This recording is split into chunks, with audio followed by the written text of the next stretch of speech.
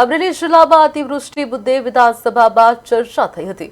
ધારાસભ્ય સુધીર વાઘાણીએ 1A9 નંબરમાં પ્રશ્ન પૂછ્યો કે 2025માં અતિવૃષ્ટિથી ખેડૂતોને પાક નુકસાન બદલ કેટલી આર્થિક સહાય ચૂકવાઈ।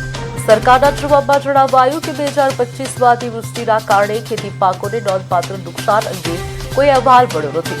આ જવાબ બાદ કોંગ્રેસના નેતા પ્રતાપ દુધાત લાલઘુમ થયા હતા અને પ્રતાપ દુધાતે વિધાનસભા મંદિરમાં સરકાર ખોટું બોલતી હોવાનું જણાવી 2025માં મુખ્યમંત્રીને પાઠવેલા પત્રો બતાવ્યા હતા અને સરકાર સામે પ્રહારો કર્યા હતા।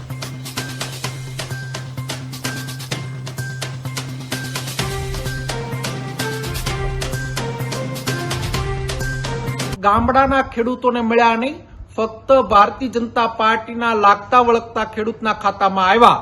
માટે આ એટલા માટે ધ્યાન ઉપર વાત લાવવા માંગુ છું કે વિધાનસભાની અંદર આજની તારીખમાં સદંતર જુઠ્ઠાણું ચાલે છે।